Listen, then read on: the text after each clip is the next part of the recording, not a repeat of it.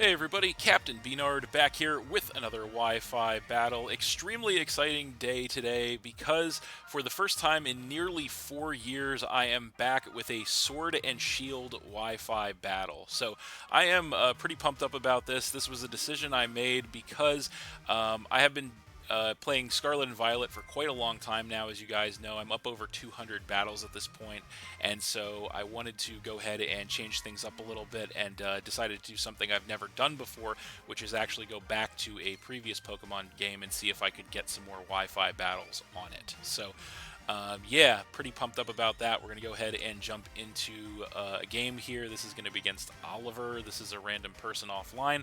I wasn't even sure that people still played this game anymore, but indeed they do. And so, yeah, there you can see his team on the left there. Pretty strong looking stuff. You can see my team on the right-hand side there.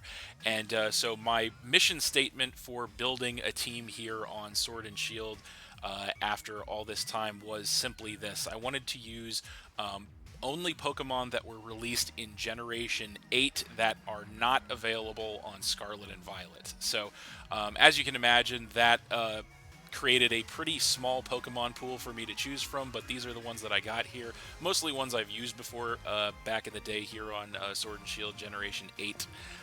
They are the Thievul, we got the Boltund, we got the Centiskorch, the Surfetch'd, the Cursola, which is actually one I've never used before, even back in the day, and then we got the Galarian Rapidash. So I think we'll go ahead and lead with the Thievul here. Not 100% sure how this is going to go, but we're going to go ahead and give it a shot and see how it works. So yeah, powerful looking stuff there on the opponent's team. So yeah, let's give it a go here and see what we got after all this time. Like I said, nearly 4 years since we've done a Sword and Shield Wi-Fi battle. And actually, this is the first Sword and Shield Wi-Fi battle I've ever done that is on capture card, because I didn't have this capture card back then, so that's pretty neat. So he's going to go ahead and lead with the Swampert. We led with the Thievul. So, yeah, I think what we want to do here is we could attack this thing hard with something weird choice specs. This thing probably wants to just set hazards if I had to guess. I kind of want to pivot out, but I don't know. I feel like going for an attack might be okay too. So yeah, you know what? We'll just go for a nice choice specs Dark Pulse, see how much damage we can get here. So there we go. We get a choice specs Dark Pulse on this thing. And how much damage does it do? Not even half. So we do get the flinch though. That's pretty nice. So then this thing is going to gain some HP back with its leftovers. So that looks to be maybe a 3-shot KO on this thing. Which is not the best, but I do think we want to chip this thing down further, so we're just going to go for it again, see what he wants to do. He does stay in. We go for another Dark Pulse here. Going to knock him down to about 1 HP with a critical hit there, so that is pretty amazing for us. He's going to go for a Yawn here now, which is going to go ahead and put us to sleep next turn unless we switch. So definitely a good streak of luck here to start the game off for us, which is pretty nice. I think what we'll do here, we don't want to go to sleep. That could be pretty devastating. So I think what we're going to do is switch. And who do we switch into is the question to take this thing on. I really kind of want to just get some hazards up against him, because he's probably going to do that against me. So we're going to go ahead and switch into our Cursola. Like I said, this is the one Pokemon here that we've actually never used before. And he just decided not to switch. So we'll go Cursola here, and he is going to go for a flip turn, so that's not great. Does do a whole lot of damage to us. Jesus. Yeah, so that does an immense amount of damage to us, knock us down to about a third HP, and we get the Perish Body, but that doesn't matter because he pivots out. So maybe in hindsight we should have stayed in and finished that thing off, but now he's going to come in with the Sceptile. So that thing is in. We are going to get some HP back with our leftovers here. So not the best of exchange, and we have the Perish Body thing going on here. So basically what that is the Perish Body ability kind of just makes it so everybody gets Perish Songed that's currently on the field, so us included. I think if we can live an attack, or if he over-predicts, just getting a Stealth Rock up is what we want to do, so we're going to try to do that. He's just going to go for a Solar Beam, interestingly enough. Is he Power Herb? Yeah, probably. So, yep, there we go. So that's the Unburden coming into play, so that's interesting. So we get hit with Solar Beam. Can we take it? I know we have higher special defense than physical defense, but no, we cannot take it, so that's really unfortunate. So Cursola just goes down, and we go down to 5. So not a great start to the match for us in that respect. I think our best course of action here, we have a couple of options actually, but I kind of want to come in with Surfetched, so that's what we're going to do. We could have come in with Sent a Scorch too, but I think Surfetched is the one to handle this situation because we do have that first impression, so we can just go for that, and with our massive attack stat, that might just KO this thing outright if he stays in. But we're going to find out, obviously. So he does stay in. We get a nice first impression. Does it one-shot this thing? Yeah, it just goes ahead and one-shots that thing right away. We do get a critical hit. Once again, a critical hit, which is crazy. So we're getting crazy luck in this match right here. We knock out the Sceptile, and he goes down to 5.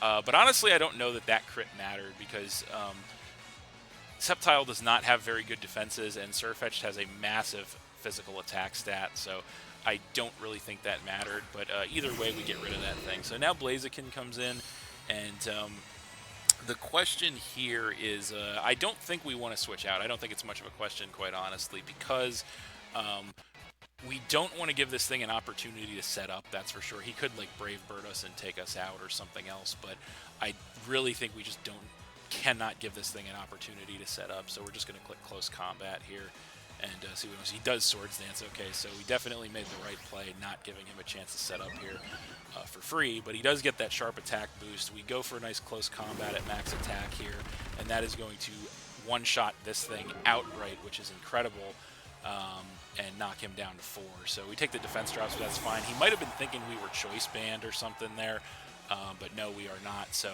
that's a huge potential crisis averted there. Blaziken goes down, and he is down to 4. So Surfetched putting in some mighty fine work here, as now the Salamence comes in.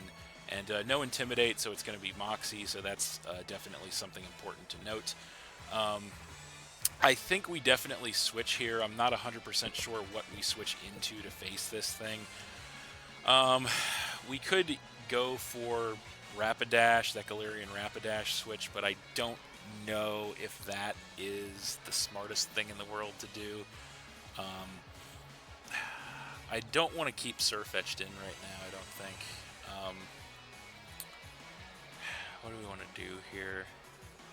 Because he has a lot of other things he could do besides a Dragon attack. He could go for a Flying attack, and that would be devastating. How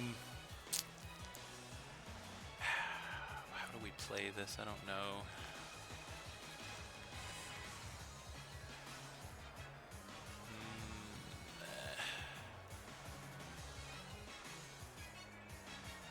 Let's do the Galarian Rapidash switch. Yeah, we were like right out of time there. Oh crap! Yeah, we ran out of time. That's not good. Well, well, that sucks. So we ran out of time there. I guess it's a good thing we didn't switch. So, so yeah, that didn't. I guess that turn didn't super matter. So we ran out of time on the timer. That's only happened once before. So we ran out of time. Went for first impression and got one shot. Then they get a Moxie boost. That's bad. So the only silver lining about that situation is that what we were trying to do, which is switch into Galarian Rapidash, would have failed pretty badly, I think. So we'll go ahead and now switch in with the Galarian Rapidash, because we probably would have lost Galarian Rapidash there. So, but we lost Surfetched, which we didn't really want to do, but we didn't really have any better options, I don't think. So, yeah, so I think, given our current situation, I think we're going to have to go ahead and bust out a Dynamax here with our Galarian Rapidash to try and take this thing out with a Fairy attack. So that's what we are, in fact, going to do here. So time to go ahead and bust out our Dynamax for the first time in a long time, obviously. So there it is. We are going to go ahead and break out our Dynamax Galarian Rapidash. I think they probably will outspeed us, so hopefully we can take an attack. So there it is. What is he going to do here is the question. He goes Earthquake, and we do take it. It's a 2-shot, it looks like. We go for a nice little max Starfall fairy attack turn. Gonna just one-shot that thing outright, which is amazing. It is going to set the misty terrain up on the battlefield as well, which doesn't really matter. But yeah, we do get to take that thing out and knock him down to 3 Pokemon. So that is best case scenario for us. I think we are going to take some Life Orb recoil damage as well there. So, but we use our Dynamax strategically there. And so yeah, now he's going to come in with the Metagross. So that thing is in, and I think our best course of action here, obviously we cannot switch or we lose our Dynamax. Unlike Terra, Dynamax goes away if you switch out, I believe. So we're just going to, fortunately we have the ground coverage on deck for this thing. So I don't think there's any point in wasting a turn with a Max Guard. We're just going to try to take him out with a Max Quake and hope we can survive. But he is going to bust out his Dynamax, which means that if he outspeeds us, we could be in serious trouble here. So he's going to go for that Dynamax Metagross. So that thing is on deck. And I feel like we should outspeed this thing. We do have max speed investment, although we're not speed-natured. But let's see what happens here. We do outspeed him, so we go for a nice max Quake here at max attack. How much damage can we get on this thing? Not quite half, unfortunately. But we do get a big shot off, and that is going to go ahead and raise our special defense, and we take some more Life Orb damage. He does go for a max Steel Spike in return, which is bad news, because that will surely finish us off. So down goes the Rapidash. He gets a physical defense boost too, which is bad news. So Rapidash goes down. We go down to, I think that's 4, I want to say, or 3, sorry. So we're down to 3, so that's not great. And he got that physical defense boost, which is also not great. So, yeah, maybe we should have max guarded there just to kind of waste a turn. I don't know. Because I guess we should have realized the possibility that he was going to break out his Dynamax as well. So now, what do we bring in to try and combat this thing? Oof, that is the question, isn't it? Don't have a lot of great options left. I think we have to try and wait out the Dynamax. I think that's our, and I think the,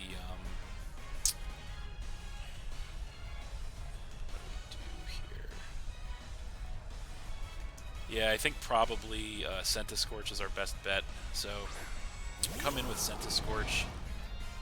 And so let's see. He's got the Metagross. Yeah, he's got a few options left, that's for sure. Swampert's almost finished, though. But he's still got the Gardevoir and the Dynamax Metagross. I guess our best option here is to Fire Lash. So that's what we're going to do. Not going to do nearly enough damage, I'm sure. He goes for a max Quake. How much damage is that going to do to us?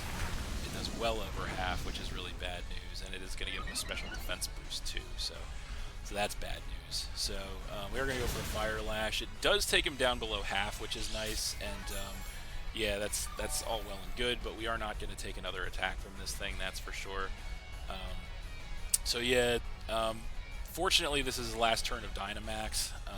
Would have been, we should have definitely wasted that turn, but it is what it is. He is going to max Quake again, so that's important information to note, because we are not going to survive the max Quake, that's for sure, and that is going to knock us down to 2. He gets another special defense boost, but the important information to note here is that he has a +2 special defense, but his physical defense is back down to normal, which means that we definitely want to come in with the Bolt Hund here, that's for sure, because we want to hit him on the physical side rather than the special side. So we come in with that, his Dynamax is done, and so we are choice banned, we have to lock into something, and we definitely want to just crunch here. I guess we could Fire Fang, but I think crunch is the better option 100% of the time here, so we definitely outspeed him. There's a crunch, it's max attack, choice band, strong jaw boosted, no way he lives that, that's for sure. So Metagross goes down, he goes down to 2 Pokemon. Misty Surge is over as well, which is nice. So it's really all going to come down to this Gardevoir, I think. because we know both of our last Pokemon outspeed and KO the Swampert. So he comes right in with the Swampert here. I'm not 100% sure why. Maybe just to scout us, but there's no reason for us to not just crunch again here. So we go for the next crunch, and there's definitely no way he takes that. So yeah, he realizes that probably what we said. So he goes down to one Pokemon. The Swampert goes down. So I guess he knows that all his chips are on the Gardevoir as well. So that thing is going to come in. Now, he is going to go ahead and trace our Strong Draw, which doesn't matter at all. So in this situation, I guess we could switch to try and get locked into a move that might do more damage to this thing. But I kind of don't feel like that's worth it. So I think staying in and crunching is probably the best option here. So that's what we're going to do. And so he actually does outspeed us, which means that he's Scarf, so I think we probably just lost. Yep, we do take a Moonblast. I don't think this crunch KOs. Maybe it does. No, it doesn't. So yeah, I think we lose. Unfortunately, we lose to this thing being Scarf. So, because we can't, I don't think Thievul, there's definitely no way that either Thievul or this thing take a Moonblast. So yeah, I think he got us, unfortunately. So yeah, we lose Boltons to the next Moonblast. We go down to one, and the last one we've got at our disposal, unfortunately, is the Thievul. And we know we can't outspeed him because he's Scarf, because there's no way he would have outsped the Boltund if he wasn't Scarf. And unfortunately, we can click Dark Pulse, but it's not going to matter because he is going to outspeed us, and I don't think there's any way we take this Moonblast. So there it is, and no, we don't take it. So down goes the Thievul, and that is going to be game. So we are going to lose that one 1-0 to Oliver, but that was a really solid match, actually. Very close, very competitive. We will go ahead and take his league card along. And yeah, unfortunate that we couldn't get that win. But yeah, that was a really solid game, top to bottom. I think if we would have played that a little bit better, we would have won it. But unfortunately, there is going to be, I imagine, some growing pains returning to a game we hadn't played in so long. But yeah, still a really solid game, and pretty exciting to be back here on Sword and Shield for a few games. So yeah, and also the enhanced audio and video quality here for the first time ever on Sword and Shield, given that last time I played this game I did not have the capture card, so that's pretty exciting. But yeah, that's going to do it for this one, so thanks for watching again, everybody. Hope you all enjoyed. Please hit that like button, leave a comment, and or subscribe if you did enjoy, and stay tuned for more new battles in the future. Like I said, I am going to be doing a limited amount of these Sword and Shield Wi-Fi battles here, but there definitely will be some more to come. So that's it, and we will see you next time.